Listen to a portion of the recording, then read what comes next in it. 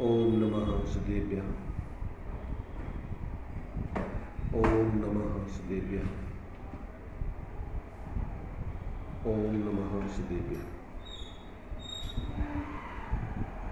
मंगलम भगवामीरो मंगलम गातनो गणी मंगलम कुंद कुंदाद्यम जैन धर्मोस्तु मंगलम सर्वमंगल मांगल्यम सर्वकल्याणकारकम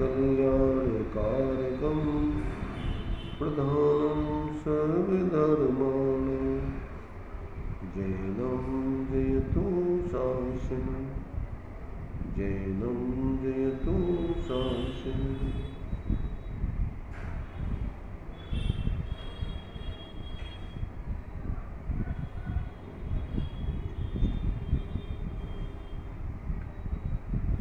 अपना स्वाध्याय में श्रीमद जी के वचनामृतों का संकलन विराग सरिता नाम की जो अपनी पुस्तक है, ग्रंथ है, उसके माध्यम से हम ले रहे हैं। बहुत ही मार्मिक वचन है, सभी आत्मार्थी जीवों के लिए चिंतन मनन करने लायक है, जीवन में समझ करके प्रयोग करने लायक है। तो अपनी ही चर्चा यहाँ 30 नंबर तक के वचनामृतों की हो गई थी। आगे भी वचनामृतों के माध्यम से अपन विचार करते हैं।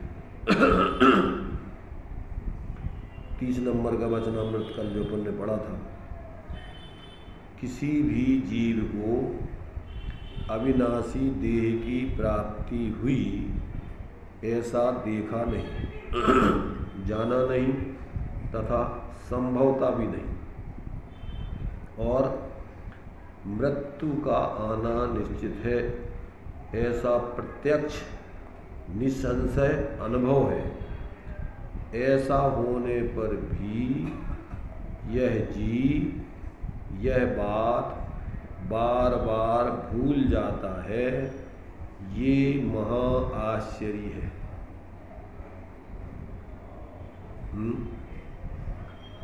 मतलब ये है कि इस मनुष्य पर्याय में जीव का थोड़े समय के लिए निवास है, परंतु इस मनुष्य पर्याय में आकर के जीव ऐसा उलझ जाता है, ऐसा लीन हो जाता है कि जैसे यही शाश्वत रहना हो और अपना मूल प्रयोजन उसके ध्यान में नहीं रहता। इस बात को जो है यहाँ इन्होंने मतलब एक प्रकार से मनुष्यों को सजग किया है कि भैया ये पर्याय स्थायित्व नहीं है, जिस पर्याय में आकर के तुम पूर्ण रूपेण उसी को स्थायी समझ करके उसी की व्यवस्थाओं में लगे हुए। तो मतलब ये है कि इसमें अपने लिए जागृत करके और अपना मूल प्रयोजन साधने के लिए यहाँ पर प्रेरणा कर रहे हैं। ये अपन ने कल पढ़ लिया था। अब आगे 31 नंबर का जो वचन है, जो देह पूर्ण युवा अवस्था में और संपूर्ण आरोग्यता में दिखाई देने पर भी क्षणभंगुर है, उस देह में प्रीति करके क्या करना? जगत के सर्व पदार्थों से भी जिसके प्रति सर्वोत्कृष्ट प्रीति है, ऐसा यह देह वह भी दुख का हेतु है, तो अन्य पदार्थों में सुख के हेतु की क्या कल्पना करना।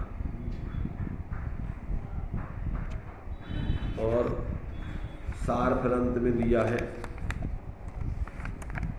जिन पुरुषों ने वस्त्र जैसे शरीर से जुदा है, ऐसे आत्मा से शरीर जुदा है, ऐसा देखा है, वे पुरुष धन्य है। ये तीन इसके जो है अलग अलग मैंने विषय है। एक तो ये है कि जो देह पूर्ण युवा माने पूर्ण है और युवावस्था में और संपूर्ण आरोग्यता में दिखाई देने पर भी क्षणभंगुर है। मतलब ये शरीर जो है सर्वांग से पूर्ण है, युवावस्था है और निरोगता उस शरीर में विद्यमान है, फिर भी कहते हैं कि ये क्षणभंगुर है। तो ऐसी देह से प्रीति करने से क्या लाभ है? ऐसी देह में प्रीति क्या करना? क्योंकि जो चीज़ रहनी नहीं है, अब भले ही वो जो है बढ़िया वर्तमान में अभी स्वस्थ है, पूर्ण है और युवा है, परंतु जो चीज़ नियम से छूटना है, जो रहनी नहीं है, तो ऐसी चीज़ से अपने लिए क्या प्रेम करना, लगाव करना। एक तो ये पॉइंट दिया इसमें। और क्योंकि अगर जो चीज़ जाने वाली है उससे अगर अपन लगाव रखेंगे तो एक तो हमेशा भय बना रहेगा, चली नहीं जाए। दूसरी बात, जब जाएगी तब अपन को बहुत तकलीफ होगी। जिस चीज़ में अपने लिए माने जो चीज़ यहाँ रहना ही नहीं है और उसको उससे अगर अपन लगाव रखेंगे तो प्रति समय भयभीत रहेंगे। पहले तो क्यों, कभी भी जा सकती है, उसका भी समय अपन को पता नहीं निश्चित कब जाना है।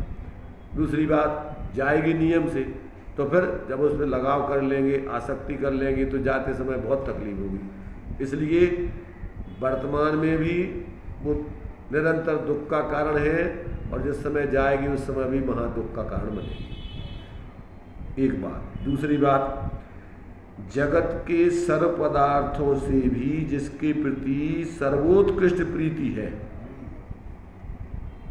इस मनुष्य को या जीव को सबसे नजदीकी शरीर से ही उसको ज्यादा लगाव होता है। तो कहते सर्वोत्कृष्ट प्रीति है।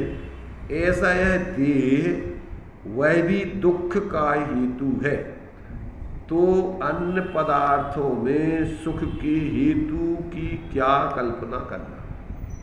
माने जो अपने सबसे नजदीकी है और वो ही अपने लिए जब दुख का कारण बन रहा है, तो फिर अन्य चीजें जो अपने से पृथक हैं, तो कहते उन वो पदार्थ में सुख के हेतु कैसे बन जाएंगे।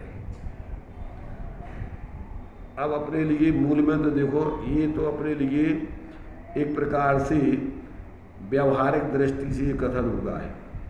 पारमार्थिक दृष्टि से अपन विचार करो तो अपने लिए एक वस्तु दूसरी वस्तु के लिए सुख दुख देने वाली नहीं है। अब चूंकि अज्ञान दशा में इस जीव को, चूंकि अनादिकाल से इस देह को और आत्मा को एक ही गिन रहा है जी, एक मान के ही जी रहा है, इसलिए ये देह ही मुख्य रूप से इसके लिए क्या है, दुख का हेतु बन रही है। जब ये देह अपनी नहीं है और अपने लिए इसी के माध्यम से इसमें अपन को इतना लगाव है, यही अपन को सुख नहीं देती, दुख का कारण बनती है, तो अन्य चीज़ें इससे पृथक है जो अपन बोलते, तो प्रगट जो दे धन धामा, तो वो अपने लिए सुख कहाँ से दे देंगे। तो ये यहाँ पर अपने लिए अंत में ये प्रेरणा दी है कि वे पुरुष वास्तव में धन्य है। कौन पुरुष धन्य है? कि जिन्होंने जैसे शरीर से कपड़ा पृथक होता है वैसे ही आत्मा से शरीर को जुदा देखा है, वे पुरुष ही वास्तव में धन्य है। अब वैसे तो देखो अपने लिए इस शरीर के माध्यम से अपन एक तरफ तो अपन कहते हैं शरीर कारागृह है, तन कारागृह है, दूसरी तरफ अपन को कहते हैं कि तन मंदिर है। क्या बोलते हैं? ये तन मंदिर है। तो अपने लिए ये कारागृह है कि मंदिर है, ये अपने लिए दुख का हेतु है कि सुख का हेतु है। देखो इसमें अपने लिए सापेक्ष रूप से विचार अगर जब अपन करेंगे तो अपन पढ़ते हैं शरीर तो असुचौ काये रत्नत्रय पवित्रते निर्जुगुप्सा गुण प्रीति मता निर्विचिकित्सा। तो अब ये ऐसा शरीर का स्वरूप होने पर भी इस शरीर में रहने वाली आत्मा जब जागृत होकर के भेद विज्ञान करके अपने स्वरूप की आराधना करने लगती है तो जिस शरीर में वो आत्मा रह रही है उस शरीर को भी व्यवहार से, उपचार से पूज्य पवित्र माना जाता है। उसकी भी पवित्रता कैसे हो गई कि अगर इसमें रहने वाली आत्मा रत्नत्रय की आराधना करती है, धर्म की आराधना करती है, तो पवित्र है। और इसी प्रकार से जिन शरीरों में ऐसी जागृत आत्मा रहती है, आत्मा आराधना करती हुई, तो उन शरीरों में वो शरीर उस मंदिर है। किनके लिए है ये तन मंदिर है कि जो जिन्होंने शरीर से पृथक अपनी आत्मा का अनुभव करके जागृत होकर जी रहे हैं, तो वो जैसे मंदिर में भगवान है पूज्य, ऐसे ही वो पूज्य आत्मा जिस शरीर में है, तो जिसमें जिस संयोग में वो रह रही है, वो संयोग भी अपने लिए पवित्र मंदिर के समान है। नव देवताओं में मंदिर आ जाता है। किस कारण से? क्योंकि उसमें भगवान विराजमान है, इसलिए वो मंदिर भी क्या हो गया? पूज्य हो गया, पवित्र हो गया। ऐसे ही यहाँ पर अपने लिए शरीर देखना, और अपने लिए तो आचार्यों ने फिर इसलिए ज्ञानियों ने यही उपदेश दिया है कि तू चेतन और देह अचेतन, यह जड़, तू ज्ञानी, मिले अनादि, यतनते बिछड़े, ज्यों पय अरु पानी, रूप तुम्हारा सबसो न्यारा, भेद ज्ञान करना, और जोलो पौरुष थके न तोलो, उद्यम सोचर।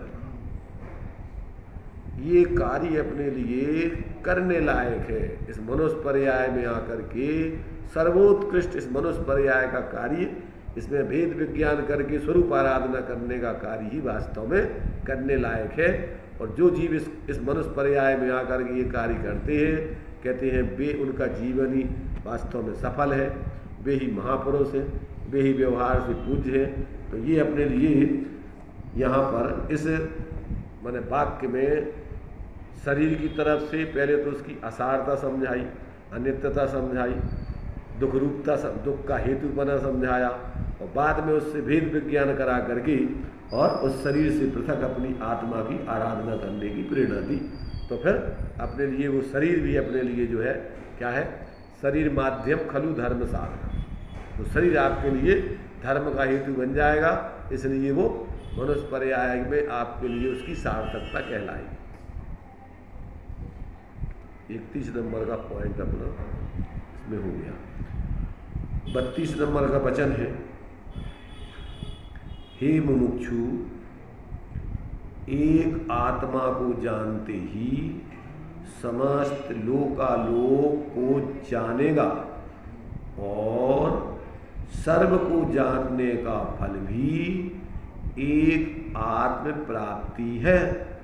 इसलिए आत्मा से भिन्न ऐसे अन्य भावों को जानने की बारंबार की इच्छा से तू निर्वृत्त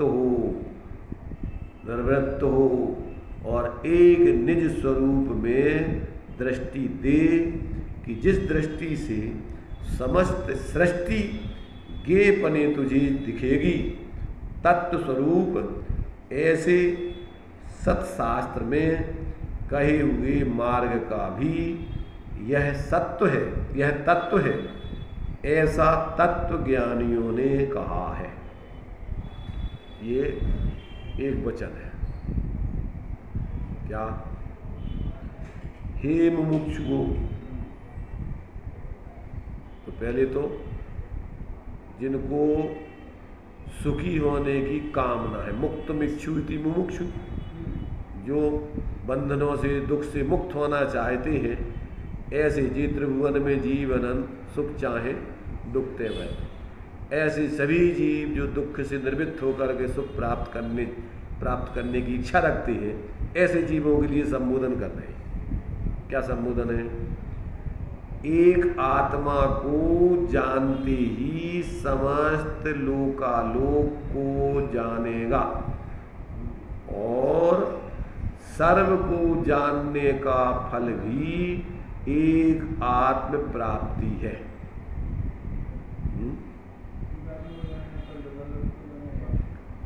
जो जाने निज आत्मा सो जाने सब लोग, और बिन जाने निज आत्मा और जाने सो भोग।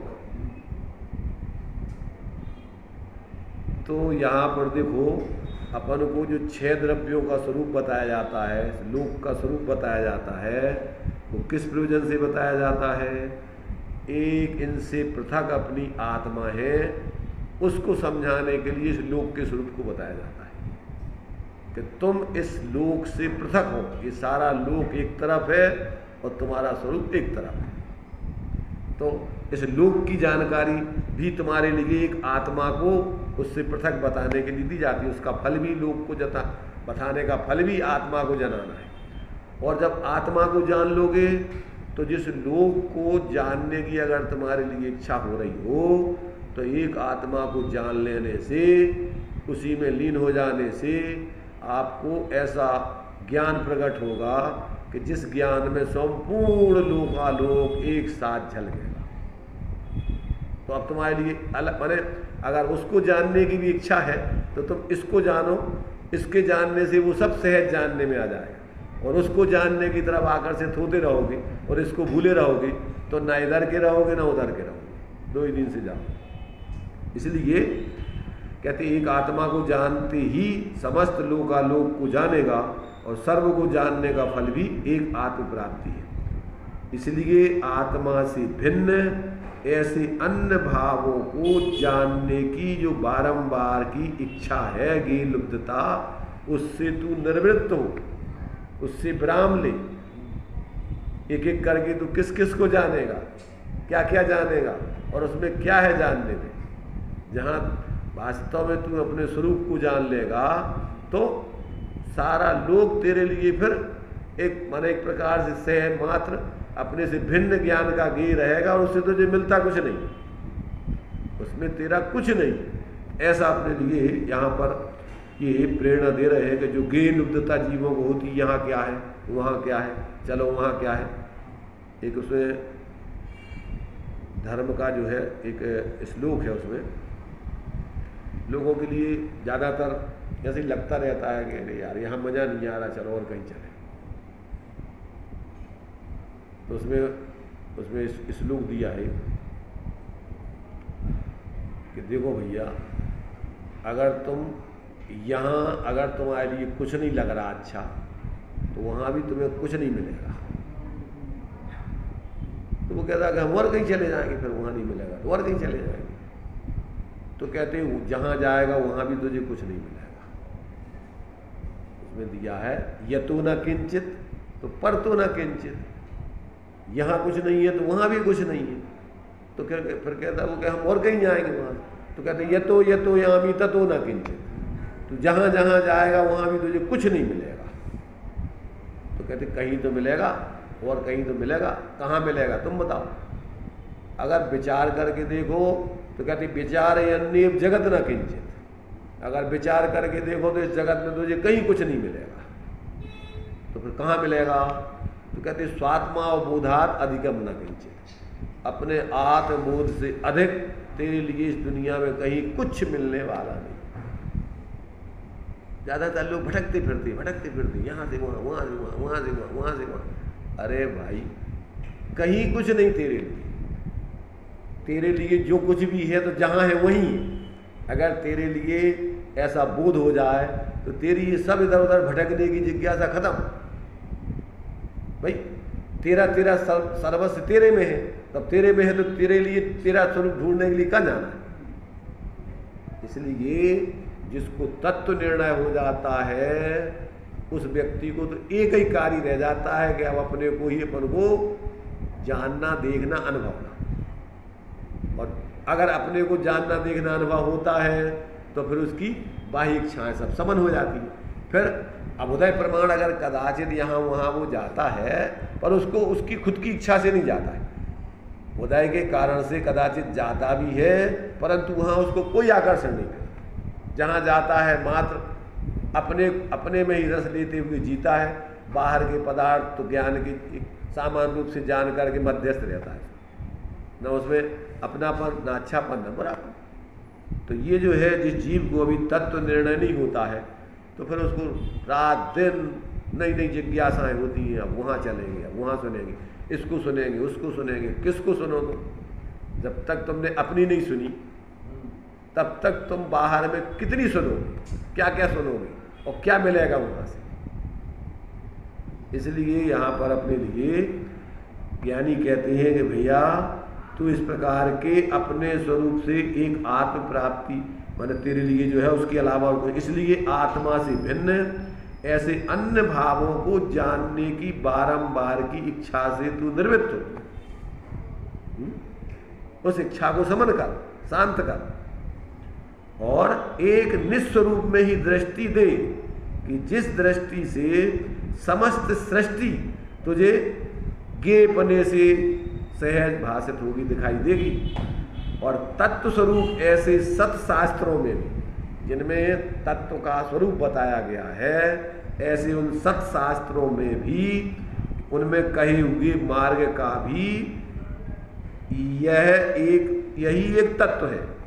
क्या कि तू अपने स्वरूप को देख, जान, उसी का अनुभव कर। सब शास्त्रों का सार एक ही है। ऐसा तत्व ज्ञानियों ने कहा है। जिनको आत्मबोध हो गया है, ऐसे उन सभी ज्ञानियों ने एक मत से कि भैया तू एकमात्र तेरे स्वरूप के अलावा तेरे लिए कुछ कहीं मिलने वाला नहीं। शांति मिलेगी, शांति है तो तेरे स्वरूप में। इसलिए अगर तू सुख शांति चाहता है तो उधर देख, उधर जा। अब अगर ये जीव उधर नहीं देखता है, उधर नहीं जाता है, तो आज तक जो दुर्दशा हो रही है वो आगे भी होती रहेगी। क्या कह रहे हैं डॉक्टर साहब? इसलिए पूर्ण अपनी शक्ति को, अपने ज्ञान को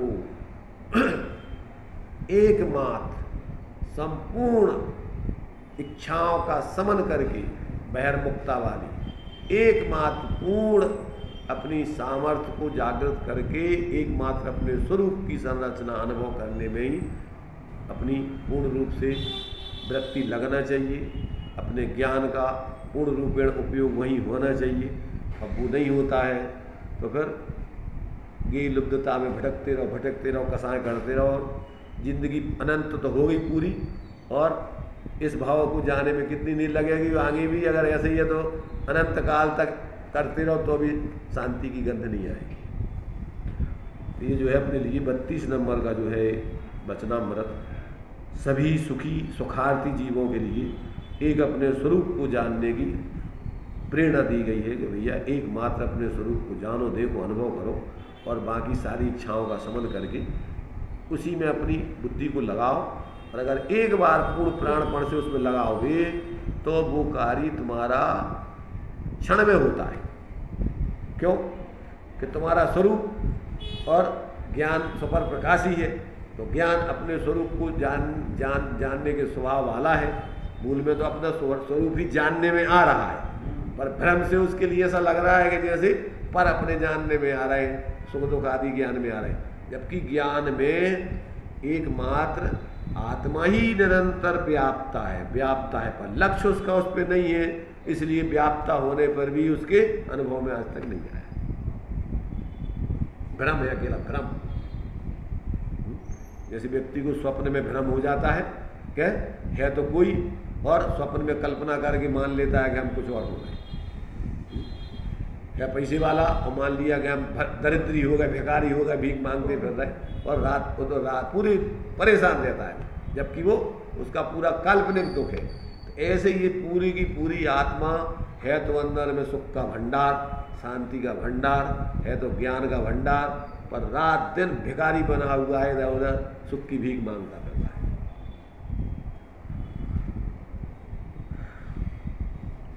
33 नंबर का वचन,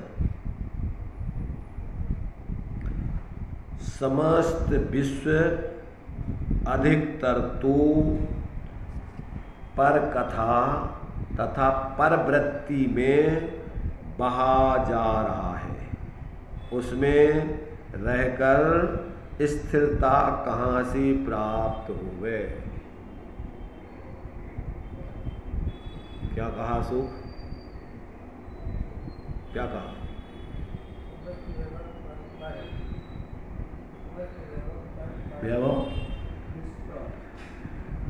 फिर से सुनो ध्यान से सुनो। ये वचन माने मात्र खाना पूर्ति की सुनने लायक नहीं है। इन वचनों को तो अपने हृदय में टंकोत्कीर्ण करके अपने जीवन को निरंतर मिलान करके और जो अपने लिए प्रेरणा दी जा रही है उसके अनुरूप अपने को ढालने का प्रयत्न करो। जहाँ अपनी गलतियाँ चल रही हैं, कहाँ कहाँ गलतियाँ हो रही वो बताई जा रही और कैसे उस गलती का अभाव किया जाए वो बताया जा रहा है। अब वो समझो तो तुम्हारा स्वाध्याय है। और नहीं तर एक सामान्य रूप से जैसा अपना चल रहा ढल रहा चल सुन लिया और अपने जो कहते हो जो धारणा में मिथ्या बना रखी है बस उन्हीं में अपने जाके लग गए काम में, कुछ नहीं होने उसे खाना पूर्ति करके। तो यहाँ कह रहे हैं कि समस्त विश्व, यहाँ विश्व माने 6 द्रव्य नहीं, समस्त विश्व माने सारी मिथ्या दृष्टि। विश्व में क्या लेना, जितने भी सारी मिथ्या दृष्टि हैं वे क्या कर रहे हैं, अधिकतर तो पर कथा तथा पर वृत्ति में बहा जा रहा है। काय की कथा करते रहते हैं निरंतर, खाना पीना सोना रिश्तेदार फलाना ढिकाना ये वो सब बस इसी में लगे रहते हैं। और यहाँ तक कि धर्म के क्षेत्र में आकर के इनने ऐसा कहा उनने ऐसा कहा, बे ऐसी कह रहे बे ऐसी कह रहे बे ऐसी कह रहे बे ऐसी कह रहे, उससे क्या होगा तेरा? उनने ज्ञानियों का भी तुमने मान लो जानकारी कर ली कि भगवान महावीर स्वामी ने ये कहा है, कुंद स्वामी ने ये कहा है, कान्ही स्वामी ने ये कहा है, फलाने जी ने ये कहा है, तो तुम्हारा क्या होगा इससे? उनने कहा है तो काय के लिए कहा है? बस सुन करके और जानकारी करके संतुष्ट हो गए अपने काम में लगे रहने के लिए।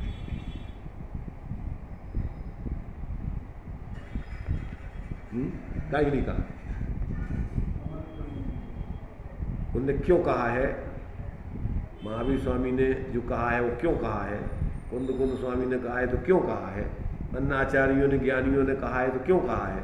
और अज्ञानी मूर्ख मोही जीव कह रहे हैं तो क्यों कह रहे हैं?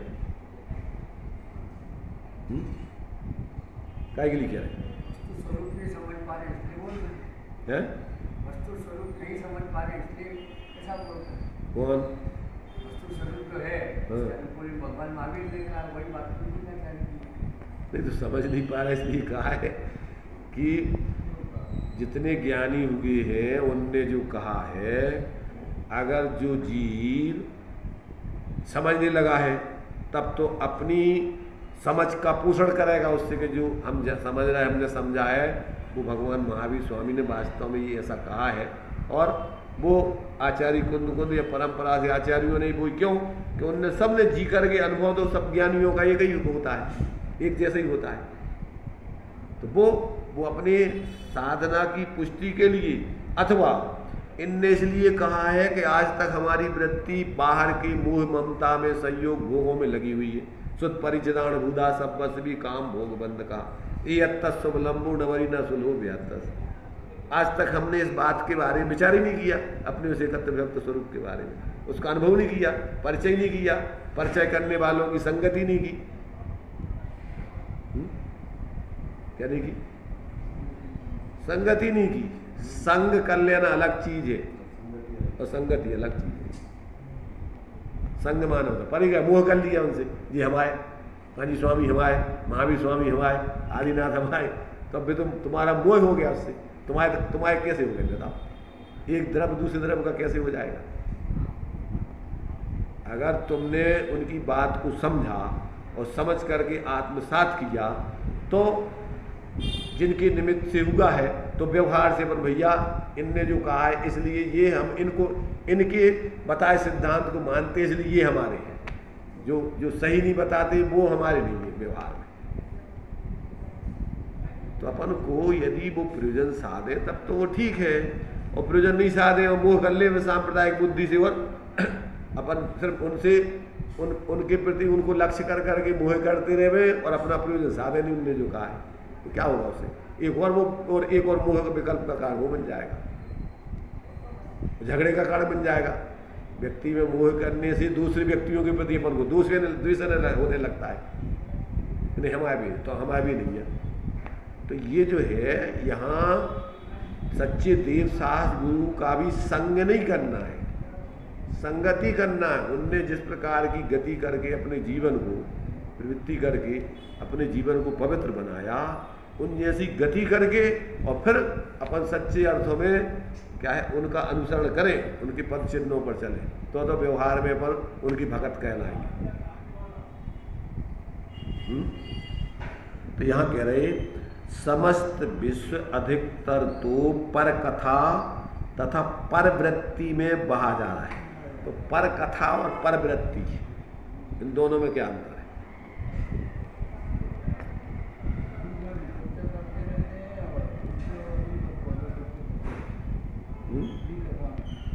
पर कथा और पर वृत्ति, इन दोनों में क्या अंतर होगा? बताओ शकुंतला जी।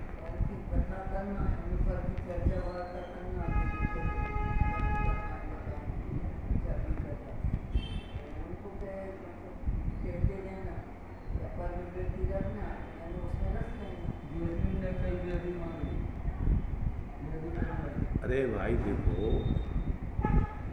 अपने लिए मूल में तो कथा होती है वचनों में, पढ़ देना, तास भ्रमण की है बहु कथा, तो कथा होती है शब्दों में, वचनों में, और वृत्ति होती है अपने श्रद्धा ज्ञान आचरण आदि अपनी परिणति में।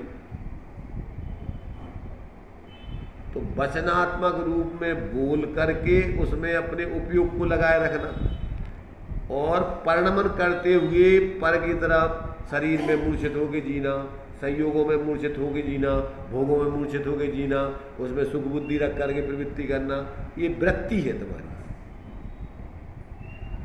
रात दिन तुम्हारी उसी में एकत्व बुद्धि चल रही है और एकत्व परिणति पूर्वक तुम निरंतर उसी रूप ढल करके लक्ष्य बना करके जी रहे। तो वृत्ति अंदर की अपनी परिणति है और कथा में शब्दात्मक रूप में अपन उसको उपयोग में ले करके विकल्प करते रहते हैं।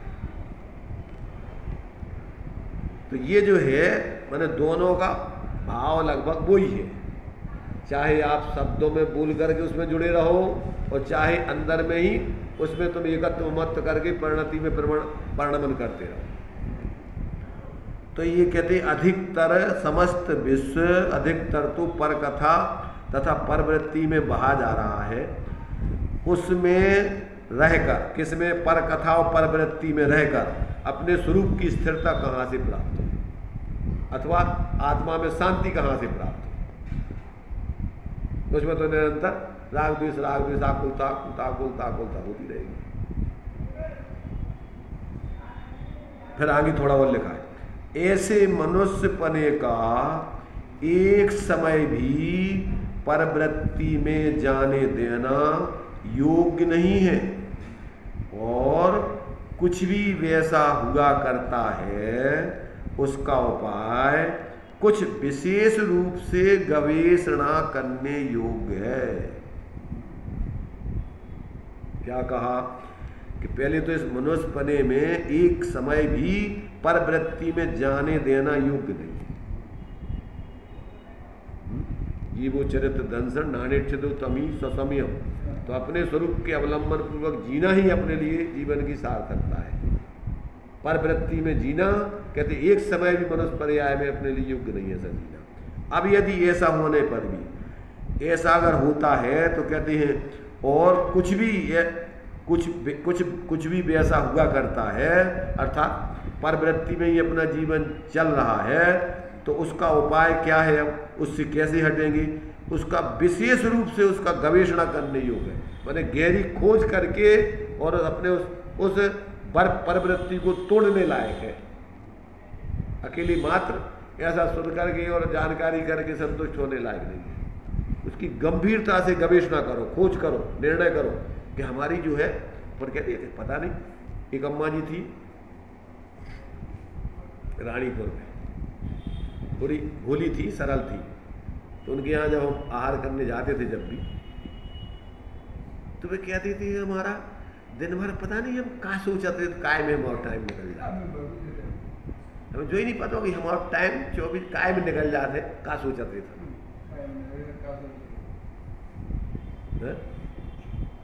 अपन सोचते कभी कि हमारा टाइम काय में जा रहा हो, एक एक क्षण क्या करते रहते हम।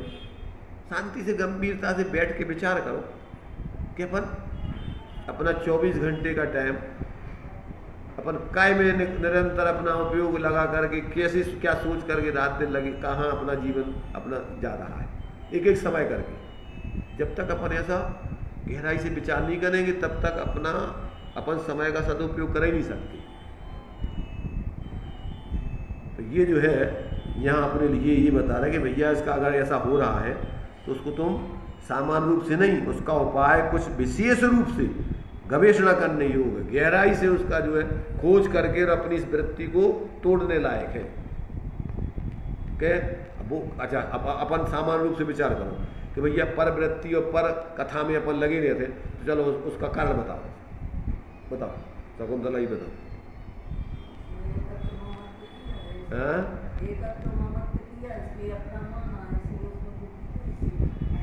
किसको एकत्व मत किया?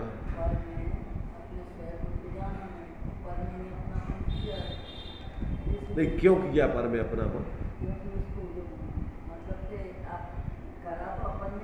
अरे तो वही कह रहा है कि अपन ने क्यों किया है पर में अपनापन, क्यों एकत्व मत क्यों कर रखा? अरे वो तो हो गया भाई, परंतु ये कारण तो बताओ उसका, ऐसा क्यों किया इसने?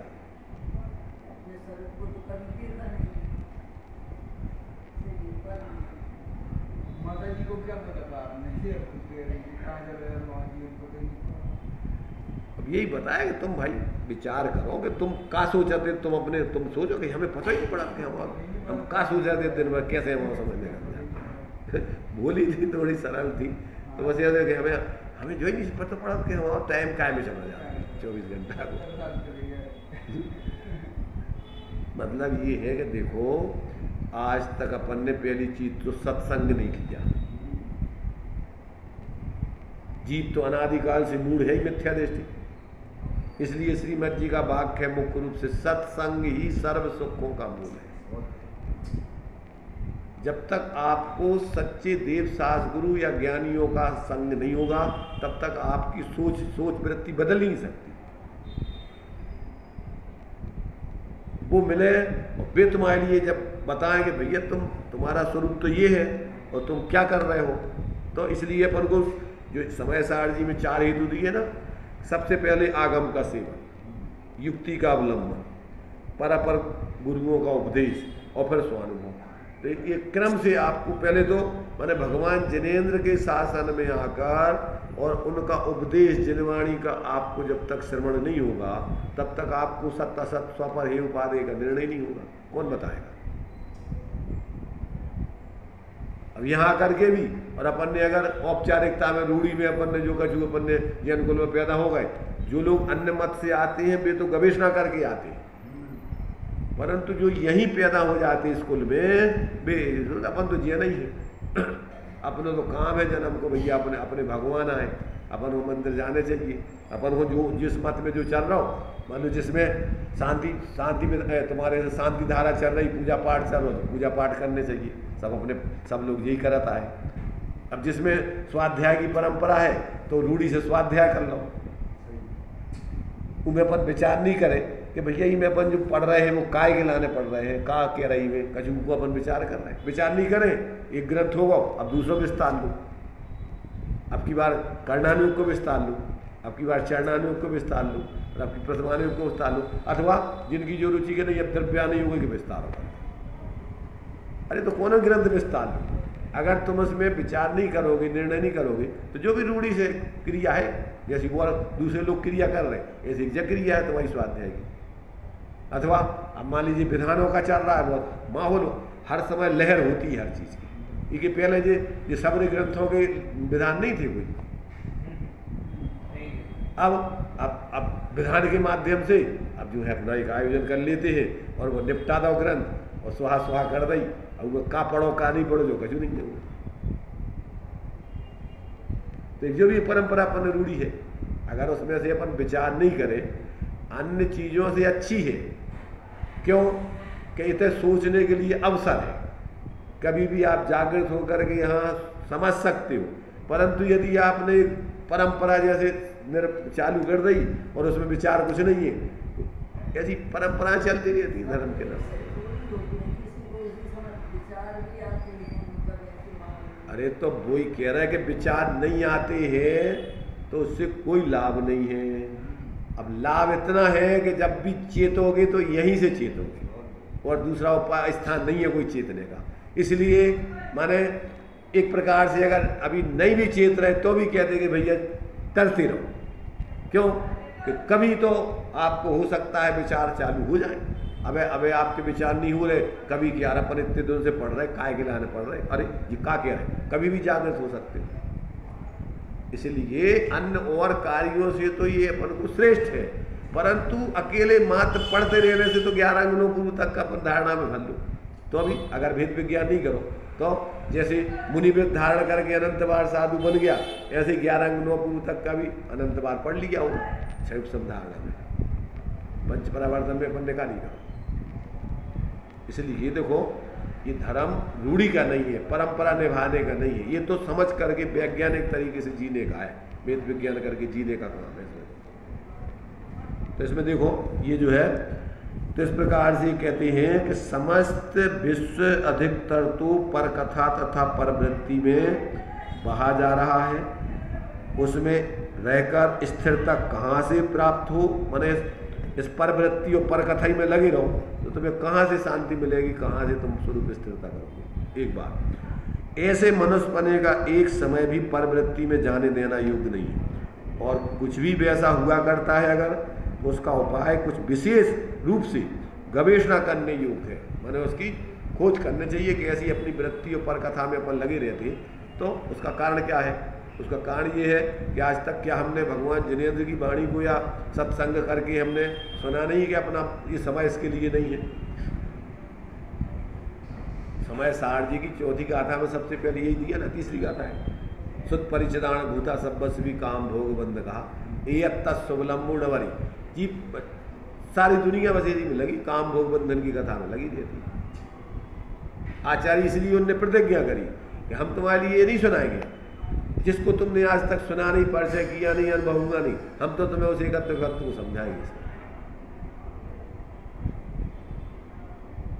तो ये जो है ज्ञानियों के एक वचन अपने लिए वास्तव में मोह नींद से जगाने के लिए है,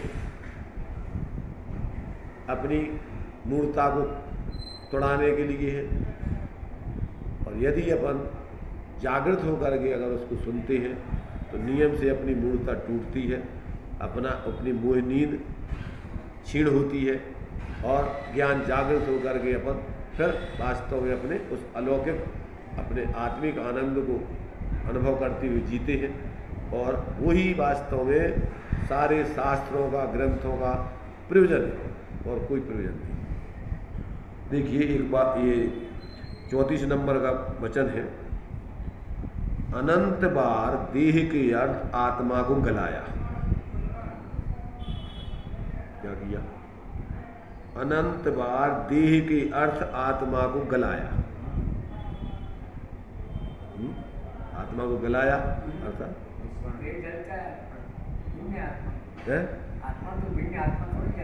नहीं चल गलाया, कह रहे गलाया, गलाना, गलाना, गलाना माने होता लगाया उसने। अपन ने शरीर की व्यवस्थाओं में ही अनादिकाल से इस आत्मा को लगा रखा है, उसी के काम में, रात दिन इसी के नहलाना, धुलाना, खिलाना, पिलाना, कमाना, धमाना, यही में रात दिन लगा रहता है। इसका नाम है तो उसी में गलाया, माने जिंदगी पूरी की जीव ने अनंत बार। तो अनंत बार देह के अर्थ आत्मा को गलाया। जो देह आत्मा के अर्थ गलाएगा उस देह में आत्मविचार जन्म पाने योग्य जानकर सर्वदेहार्थ की कल्पना छोड़कर एकमात्र आत्मार्थ में ही उसका उपयोग करना, ऐसा मुमुक्षु जीव को अवश्य निश्चय चाहिए। जिनको सुखी होने की कामना है, इच्छा है, तो उनको क्या करने चाहिए कि अपना सब संपूर्ण देह का, मैंने जो आज तक अपन ने उल्टा काम किया, मैंने आत्मा को, जो आत्मा मालिक था और जो शरीर अपने लिए एक प्रकार से नौकर था, तो अपन ने क्या कर दिया, उस नौकर की सेवा में मालिक को लगा रखा। तो अब ये कह रहे हैं कि भैया देखो, एक बार अपन अब इस शरीर को आत्मार्थ में अपन उपयोग करें। इसको अगर भोजन कराते हैं तो इसीलिए लिए तप बढ़ावन हेतु नहीं तन पोषते तज रसन। तो भोजन करना, जो कुछ भी करना, श्रीमद जी तो कहते हैं कि श्वास भी लेना तो काय के लिए, एक आत्मार्थ हित के लिए। इसलिए तो उस देह में आत्मा, अगर ऐसा करोगे तो उसमें आत्मविचार उद्भव होना संभव है। और अगर ऐसा नहीं करोगे तो आज तक जो है बस जिंदगी पूरी हो गई, अनंत भोग व्यतीत हो गए। तो इस प्रकार से कहते हैं सुखार्थी जीवों को, मुमुक्षु जीव माने जिनको मुक्त होने की इच्छा है, दुख से मुक्त होना चाहते हैं, जन्म मरण से मुक्त होना चाहते हैं, उनको अवश्य ऐसा करना चाहिए। अपने जीवन को देखना चाहिए कि हम अपने इस शरीर की सुखिया बुद्धि की व्यवस्था खाने के लिए जी रहे कि जीने के लिए सिर्फ अकेले शरीर को भोजन देते, साधना के लिए देते। अंतिम वाक्य 35 नंबर का देखिए। मैंने आज का अपन इतना पढ़ के इसको विराम देते हैं। दृश्य को अदृश्य किया और अदृश्य को दृश्य किया, ऐसा ज्ञानी पुरुषों का आश्चर्यकारक अनंत ऐश्वर्य वीर्य वाणी से कह सकना योग नहीं है। क्या कहा?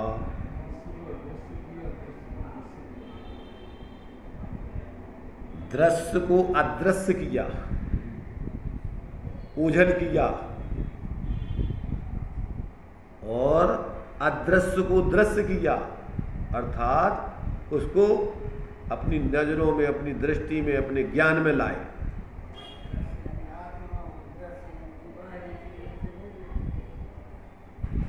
ऐसा ज्ञानी पुरुषों का जो करते हैं वे तो ज्ञानी होते हैं। तो कहते ऐसा ज्ञानी पुरुषों का आश्चर्य कारक अनंत ऐश्वर्य वीर्य वाणी से कह सकना योग नहीं है।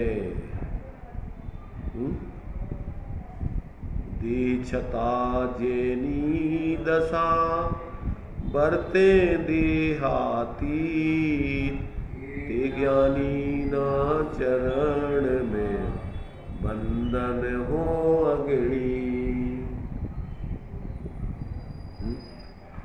कि जिन्होंने जो कार्य अनंत भाव में नहीं किया था, जो इस भाव में उन्होंने कर दिया, कहते हैं उनका ऐश्वर्य, उनका वीर, उनका वैभव शब्दों में बखान नहीं किया जा सकता है। धन्य है उनका जीवन ऐसे महापुरुष। तो जिनके लिए वास्तव में मैंने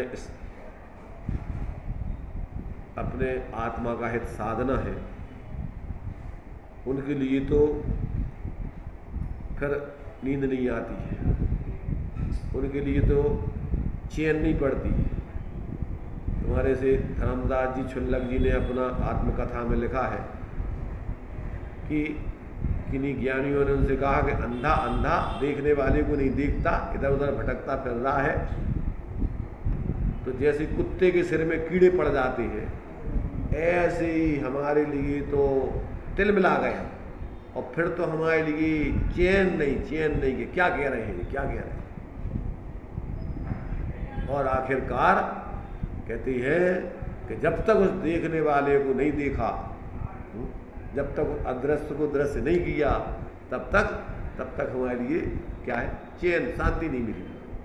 तो इस प्रकार से यहाँ पर मैंने वास्तव में जिन्होंने भी अपने स्वरूप की उपलब्धि की, कर रहे हैं, करेंगे, उन सब का एक प्रकार से ही मार्ग है कि उनको इस संसार की पूर्ण स्पृहा से रहित होकर, इच्छा से रहित होकर, सभ्यद संसार सारा, इस तरफ से बिल्कुल अपनी दृष्टि को हटाकर और पूर्ण प्राणपण से अपने वीर को अपने स्वरूप की अंदर में संरचना में अनुभव करने में जोड़ा, तो चूंकि सामर्थ्य तो सब जीवों के पास है ही, और वो अंतर्मुक्ता से बहिर्मुक्ता का त्याग करके ढल करके अपने उस एकत्व भक्त आत्मा की निर्विकल्पों की अनुभूति करके सर्वांग निजात प्रदेशों से अमृत उनके जीवन में प्रकट होता है, और फिर वो एक अलौकिक जीवन में जीना उनका उनका गमन चालू हो जाता है, और फिर उनको इस बाहर की दुनिया में कहीं कोई रस नहीं आता है, कहीं भी रहे वो एकमात्र उनको फिर तो अपने अंदर की चैतन्य दुनिया में ही जीना सुहाता है, बाहर की इस दुनिया में उनको एक क्षण रहना पोसाता नहीं। तो इस प्रकार से ये उनको एक एक वचन ज्ञानियों के जो है वास्तव में अपने जीवन को कोई उस अंतर लोक की तरफ जाने की प्रेरणा देते हैं, और ऐसे उस जीवन को एक बार यदि जो व्यक्ति जी ले तो फिर उस दुनिया में उसको कोई संसार में रखने में समर्थ नहीं है। चलिए श्रीमद जी का एक बात तो मुझे बहुत कोट करते थे, ये घोड़े संसार में परमात्मा पर सही। ओम नमः। निज निधि निज में बताई, यह अनंत कार उसके लिए जिन वाणी माँ को वंदना सतभार।